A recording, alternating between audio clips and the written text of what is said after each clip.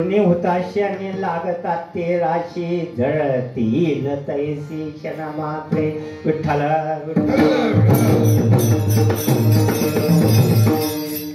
कुणी हुताशयाने तुम्ही हुताशयाने म्हणजे हुताशयाने याला अग्नी म्हटलेला होता, अग्नीला हुताशयाने म्हटलेला आहे. आता हुताशनी पौर्णिमा म्हणून आपल्याला कॅलेंडरात येते. तुम्हाला माहित आहे का हुताशनी पौर्णिमा कशाला म्हणतात? होळीला. त्याला काय करतात? हा, होलिका दहन करतात. होलिका दहन, होलिका दहन हिंदीत म्हटलेलं आहे त्याला, होलिका दहन. त्यावेळेला ते होलिका दहन करत असताना आपण सर्वजण काय करतो? त्या भक्त प्रल्हादासाठी हिरण्यकशिपून आपल्या बहिणीला आपल्या पोटासंग घेऊन त्याला जाळायला सांगितलं होतं. त्यावेळेला भक्त हिरण्यकशिपूच्या बहिणीचं नाव होलिका होतं.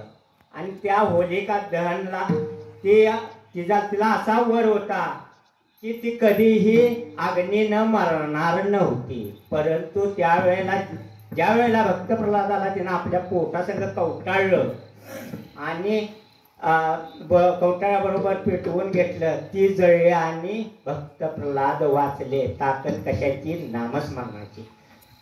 भक्त त्याच होलिकाला म्हटलेला आहे हुताशनी पौर्णिमा. आता तुम्हाला सांगतो, हुताशनी पौर्णिमाला आपण त्या ठिकाणी शिंकुड वगैरे करतो, मोठा जाळ करतो आणि पुन्हा कडेनं काय करतो? बोंब मारतो. बोंब मारल्यानंतर काय ठिकाणी असा शहरात नाही की दारासमोर होळी 4-5 शिंकुट पेटवतात आणि बोंब मारतात. मुलाला सांगतात, बाबा वडील म्हणतो आता ही पेटवलंय, बोंबलायला असते, बोंब. त्यावेळेला मुलगा बोंबलत असतोय आणि बोंबलत असताय म्हणल्यावर पुढला सण कुठला येतोय? गुढीपाडवा. गुढीपाडवा. आता वडिलांचा संस्कार संपतो. ज्या वेळेला गुढीपाडवा येत असतो तर गुढी उभा केलेली असते आणि सांगितलेलं असते, बाळा हा एवढा नैवेद्य जाऊन ये जा. मग ते मागल्या सणाला सांगितलं होतं, काय सांगितलं होतं? हा असं बोलत जावा, म्हणजे मला कळत मला याद नाही कीर्तन आयुष्यभर. हा, बोंब लाईत सांगितलं होतं. मग मागल्या सणाचं त्या पोरण परफेक्ट डोक्यात घेतलं होतं बरं का. त्याला पोरं अजिबात कुठं कुचराय करत नाही, पण अभ्यासाचा विचार आहे त्याला येत नाही. मग त्याला कुचराय करत नाही. गुढीला नेवत जावला ठू बोंबाल बाप बाहेर पळून आला. काय म्हणत? तुम्ही सांगितलं की नैवेद्य लावल्यानंतर बोंबलाय असते. अशा पद्धतीची हुताशनी पौर्णिमा. हुताशनी पौर्णिमाला आपल्या शरीरात वाईट कर्म असतात ते जाळून टाकायचे असतात. तुनी हुताशनी लागतात ती राशी. त्याच्यात काय सांगितलंय? तृणी म्हणजे गवताला ज्या पद्धतीने आग लागते. आपण एखादा बांध पेटवला कमी जास्त प्रमाणात ते गवत असते, बारीक मोठ्या आगीच्या राशी लागतात. त्या पद्धतीचा ते गवत एका क्षणात जळून जातं. तसं विठोबाचं नाम घेतल्यानंतर आपल्या छोटी मोठी केलेली पाप, कारण पूर्वजन्मातील काय असतील, पूर्वसंचितातली काय असतील, ती जळून भस्म होतात. पण नामस्मरण विठोबाचं कसं पाहिजे? घेता नाम विठोबाचे,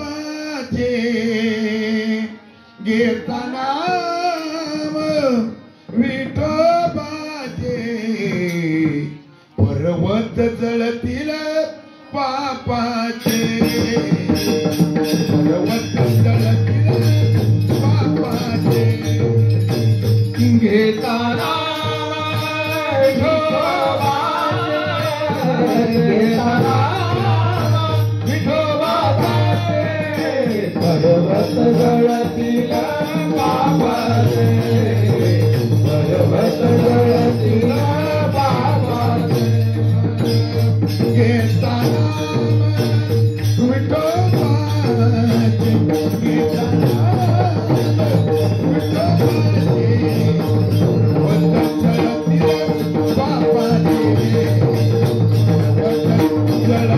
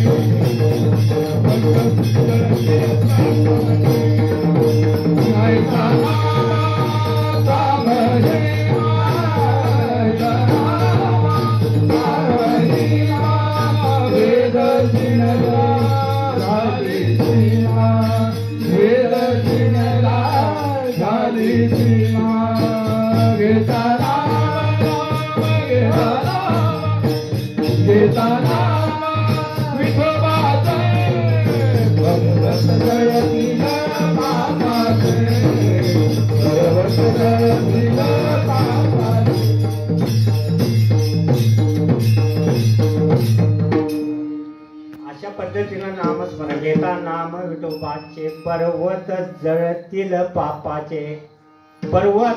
पर्वताच्या राशी जर पापाच्या राहिल्या आपल्या समोर तर त्या जळून भस्मसात होतील. पण विठोबाचं नाम आपल्या मुखात कसं राहिलं पाहिजे रात्रंदिवस. नाहीतर रात्रंदिवस नसलं तर मग काय नाही. श्वास निश्चय नामस्मरण करायला लागतंय त्याला आपल्याला. आणि आपलं नामस्मरण आपोआप होत असतंय श्वासात ओम सोम ओम सोम. परंतु आपल्याला माहीत नसते आपण छोटे मोठे कर्म त्यातून करून जातो आणि ते पापाचा मोठा बोजा आपल्या. आता कर्म म्हणणार तर कर्म कसं असतंय. कर्म अनेक प्रकारचे कर्म असतात. एक सोजळ कर्म करायचं असलं तर दान दातृत्व उदार करण्यासारखं दातृत्व लागतंय. कारण कर्णानं आपले कवच कुंडले सुद्धा श्रीकृष्णाला अर्पण केलते. कर्णानं आपलं मरणच जणू काय कृष्णाच्या हातात सोपवलं होतं. असं दातृत्व पाहिजे. बळीराजानं आपलं मरण त्या ठिकाणी तिथं पत्करलं होतं. कारण दातृत्व श्रेष्ठ पाहिजे. आपलं तिथं मरण जर आलं तर चालेल पण दातृत्वाला मागं हटणार नाही. अशी राक्षस पिढीतील सुद्धा व्यक्ती होत्या. कारण त्यामुळं त्यांचं राक्षसांचं नाव सुद्धा अजरामर झालेलं आहे. आतापर्यंत जे नाव राहतंय का नाही नामस्मरणानं. त्यांनी नामस्मरणच केलं. रावणानं काय केलं नामस्मरणच केलं. त्यामुळं आज सुद्धा राक्षसांची पिढी बघा किती म्हणजे आलेंद्र दैत्याचं उदाहरण घ्या. कितीतरी राक्षस आहे अजरामर आहे. आपलं नाव तर आपण राक्षस नाहीच. आपण आहे पण बारक आहे. बारक म्हणजे राक्षसच आहे तर त्यांच्यापेक्षा एक भयानक राक्षस आहे आपण. कारण एकमेकाला खायचं गिळायचं अशा प्रकारचं राक्षस आहे. पण त्यांच्यापेक्षा बाहेर त्यांचे नावं तरी आपल्या ग्रंथात हे आहेत. पण आपले नावं लयत लय 10 वर्ष या पुढे कोण काढणार नाही आपल्यासारख्या राक्षसांची. कारण आपल्या देवपणा याला अजून अशी जवळजवळ 100 पारायण करायला लागतील. कितीतरी यज्ञाचं पुण्य दान करत होते त्यावेळेला पांडवांच्या काळात. तरी सुद्धा ते दान मान्य होत नव्हतं. अशा पद्धतीचं त्यावेळेच ते त्रेतायुगातलं कलियुगात द्वापार युगातलं दान होतं. आता आपलं दान म्हणजे देव का नको देव का नको देव का नको अशा पद्धतीचं होतंय दान. म्हणजे दातृत्व कर्म करायचं असेल तर दातृत्व. तुका म्हणे सत्य कर्मा व्हावे साह्य. तुका म्हणे सत्य कर्मा व्हावे. तुका म्हणे सत्य कर्मा व्हावे साह्य. तुका म्हणे सत्य कर्मा व्हावे. भागलिया भयनर कालाणी. भागलिया भयनर कालाणी. भागलिया भयनर कालाणी. तुका म्हणे सत्य कर्म व्हावे साह्य. तुका म्हणे सत्य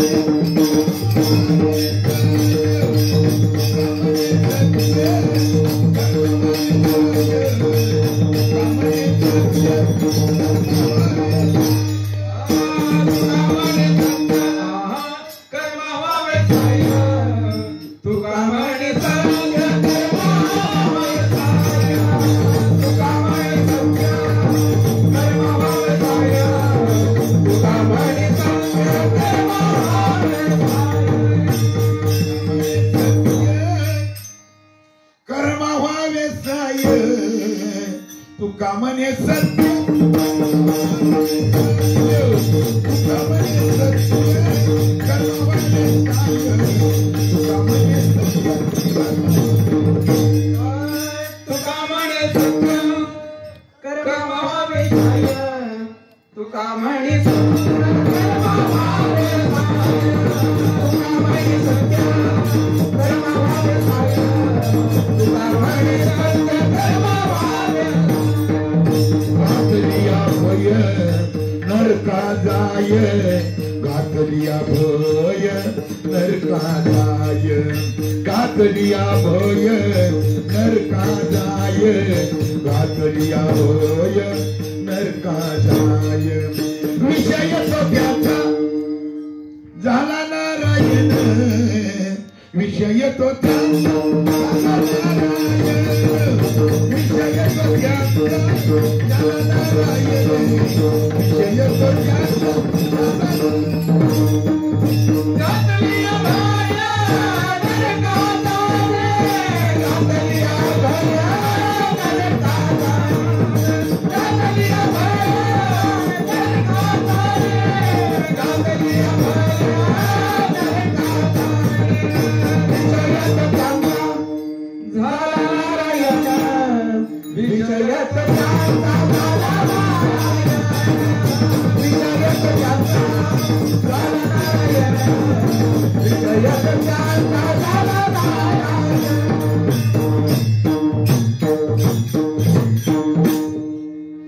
घातलिया भय नरका जाणे. आपण जर एखाद्या कर्माच्या आड जर गेला आणि भय गाठलं हे देऊ नको बरं का काय करा तर नरकाला जावं लागतंय. नरक कुठं आहे? सगळीत नाही निघत नाही नरक कुठं आहे माहित आहे का? घातलिया भय नरका जाणे. तुकाराम महाराज म्हणतोय मी म्हणत नाही नरका जाणे. पण नरक कुठं आहे? हा मोबाईल कोणाच्या लावला कुठं आहे सांगा की. हा नरक कशातनं जन्माला येतोय? तुझी पिन घातली सी तिचं पापातनं. डेट पापातनं नरक यातना तया दंडी मधुत बस खाली दगडात नको मग त्या पद्धतीचा तिथे कार्यक्रम असतोय पण शेवटचा. त्या ठिकाणी अशा ठिकाणी जे कर्म आपण छोटे मोठे करतो ते सुजळ असले पाहिजे. एकदा द्रौपदीनं सुभद्रेनं कृष्णानं परीक्षा पाहायची ठरवली. त्यावेळेला सुभद्रेनं आपल्या बोटाला लावून घेतलं. आपल्या थोडं कापून घेतलं फळ कापताना. त्यावेळेला श्रीकृष्णाने फळ कापताना बोटाला लावून घेतल्यानंतर सख्खी बहीण सुभद्रा आणि 5 पांडवाची बायको कोण?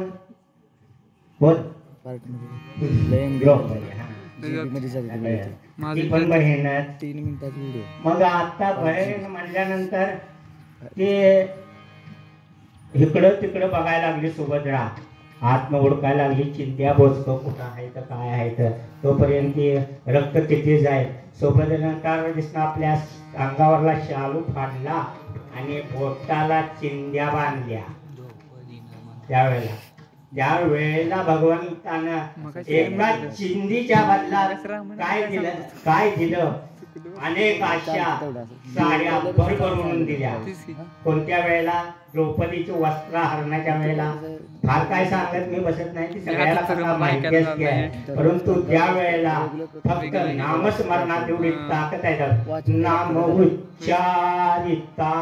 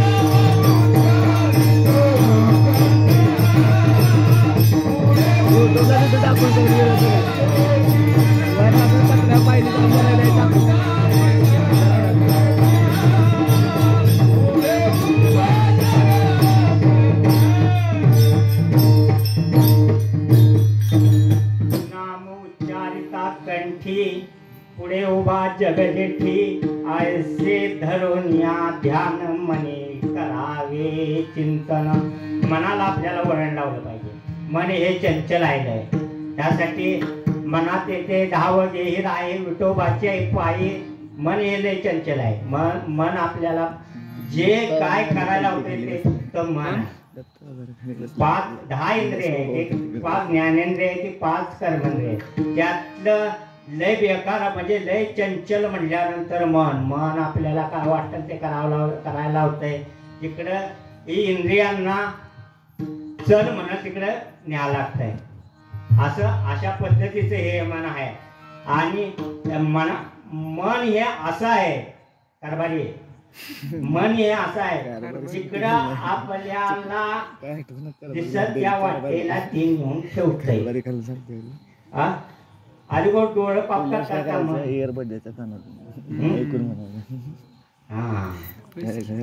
अलीकडे डोळं. मग माऊलीने सांगितले जे जे दिसे भूत ते मानिजे भगवंता. आपल्याला बघायचं ते बघत नाही आपण.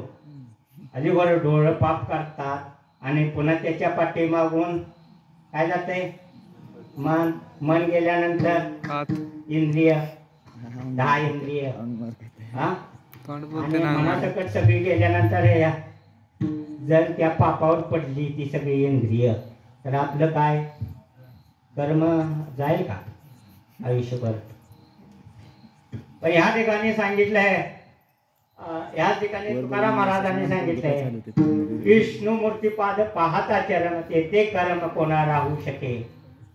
कारण विष्णूच्या मूर्तीचा त्या गोपाळपूरला गेल्यानंतर कोणाला तरी माहित असेल विष्णू मूर्तीपाद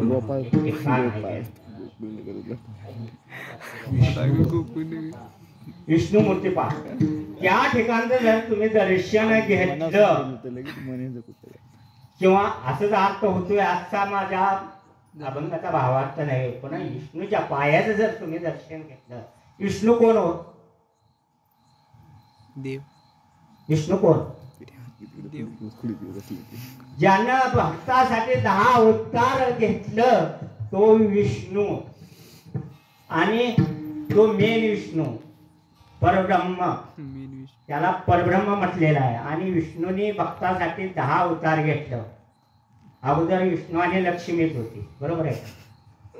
पण त्यांनी भक्तासाठी 10 अवतार घेतलेले. 10 अवतार घेतले. तर भक्तासाठी 10 अवतार घेतल्याचा विष्णू या ठिकाणी सांगितले. जर असं जर आपण सोजळ कर्म केलं, कर्म अनेक प्रकारची कर्म आहेत. कीर्तन कर्मावर जर सांगत बसलं तर रात्र जाईल. कर्मावर भरपूर बोलता येत आहे. जगी जीवनाचे सार घ्या रे दारुणी सत्वर. जगी जीवनाचे सार घ्या रे दारुणी सत्वर. जैसे ज्याचे कर्म तैसे फळ देतो रे. जैसे ज्याचे कर्म तैसे फळ देतो रे. जगी जीवनाचे सार घ्यावे दारुणी सत्वर. जीवनाचे सार घ्यावे दारुणी सत्वर.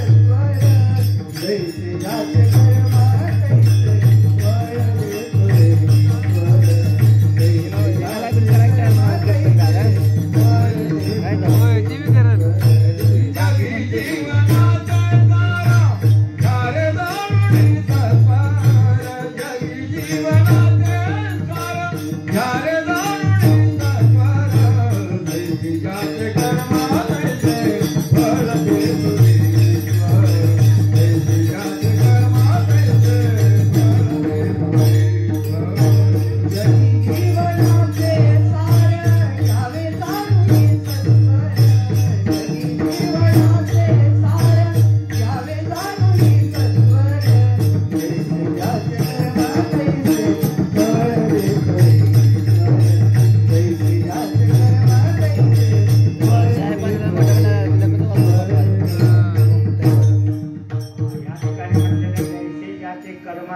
फळच देतो रे. जाते ती म्हणून तर ज्या पद्धतीचं आपलं कर्म असेल त्या पद्धतीचं आपल्याला फळ हे भेटतच असतंय.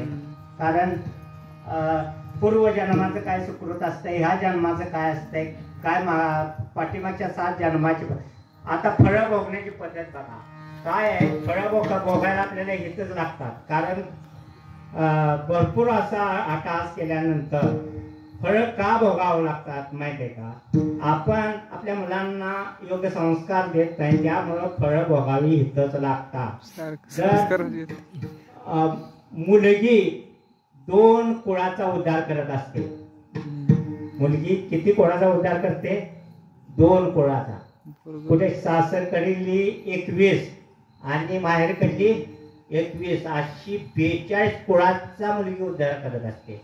आणि मुलगा 21 कुळाचा उद्धार, तर मुलगा 21 कुळाचा उद्धार करत असतो.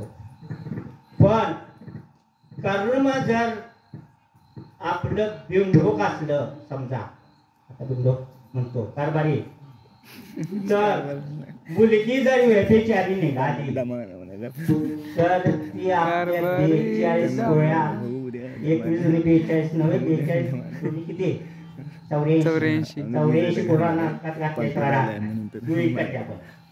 आणि मुलगा जर तसाच निघाला तो किती पिढ्या नरकात घालतो? 42 पिढ्या. मग कवा उबदारी किती कवा उबदारी म्हणजे असं चालायचं राहतं. हा म्हणून ह्या ठिकाणी भगवान तुकाराम महाराज म्हणतात अभंगात, विष्णू मूर्ती पाद पाहता चरण तेथे कर्म कोण राहू शके. मग ह्या पद्धतीनं नामस्मरण पाहिजे, ह्या पद्धतीने भक्ती पाहिजे, मग आपलं कर्म कुठलंही त्या ठिकाणी राहू शकत नाही.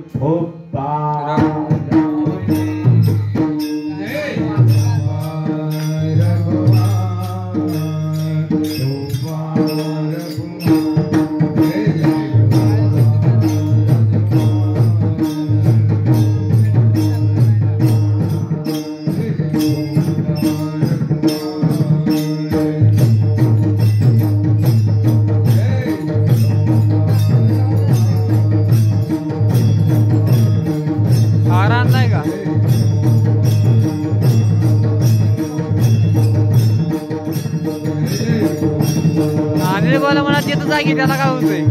आणले बरं म्हणजे इकडे की म्हणा त्यांच्यात, त्याला काय त्याला सांगूया का? आणले मला तिथे उड्या मारतो इकडे बारीक करके नाच बारीक करायचं नाही लागतात तरी काय असं होतंय. इकडे इकडे सांगायला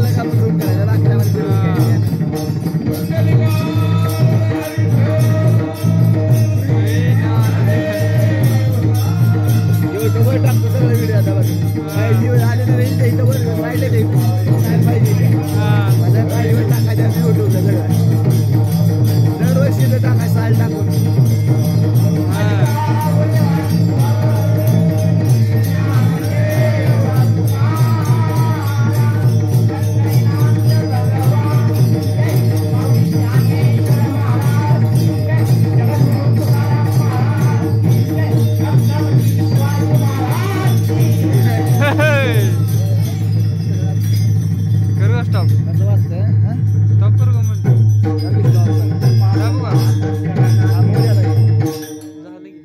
विष्णुमूर्ती पाद पाहता चरण तेथे कर्म कोण राहू शके. या ठिकाणी आपल्याला अनेक प्रकारची कर्म या ठिकाणी भोगावं लागतात.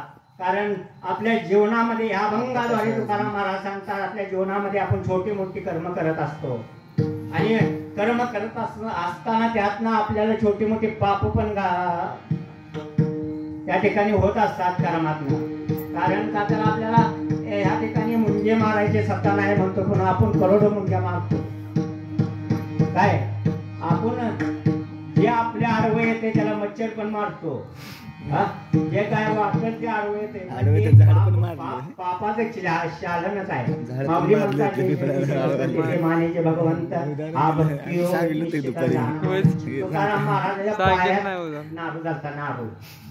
त्याच्यात अशा वळवळ किड वळवळायचं होत होतं. तो किड्याला बाहेर लावायचा आटपलून लावायचा.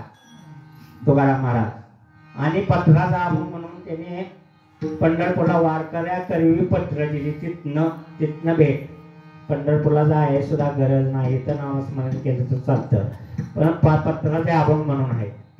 तर ते अशा पद्धतीचं त्यांनी पायातला सुद्धा किडा मारला नाही. किती पुण्य आहे सर, हा किती जन्माची पुण्य असेल त्यावेळेला असा जन्म म्हणजे असा जन्म मिळतो. किती तुकाराम महाराजांनी जन्माला आलेले प्रत्येक साधू संपाक, आता माऊलीच्या बाबतीत उदाहरण घ्या, किती जन्माची पुण्य आहे असेल त्यावेळेला. आता त्यावेळेला माणसाने त्यांचा तिरस्कार केला, परंतु आता त्यांचा उदो होतोय, माऊलींचा उदो होतोय. माणसाने ज्या ज्या संतांचा तिरस्कार केला, संतांचा नेहमी तिरस्कारच होत असतो. संताला कोण चांगलं म्हणत नाही, पण ज्या ज्या संतांचा तिरस्कार होतो त्याच्या भावी आयुष्यात चांगला असतं. म्हणून तुकाराम महाराजांचा त्यावेळेला तिरस्कार केला आणि जे तिरस्कार करणारे होते त्यांनीच आरती दिली. तुकिता तुलने ब्रह्म तुकासे आले, तिरस्कार केला त्यांनीच आरती दिली. ज्यांनी तिरस्कार माऊलीचा केला त्यांनाच ज्ञान दिलं. कोण तुम्हाला माहिती आहे का? विसोबा खेचर, नामा म्हणे खेचर पायी. नामदेव महाराज, हा नामदेव महाराजांचा गुरु झाला कोण? विसोबा खेचर. मग एवढी शक्ती प्रचंड निर्माण होते काय? आणि आपण नामस्मरण जर भक्कम जर केलं, पांडुरंग परमात्म्याचं नामस्मरण जर आपण केलं तर शेवटच्या चरणात तुकाराम महाराज सांगतात, तुका म्हणे नाम जाळी महादोष आणि जेते होय घोष कीर्तनाचा. तुका म्हणे नाम जाळी महादोष, तुका म्हणे नाम जाळी महादोष, तुका म्हणे नाम जाळे महादोष.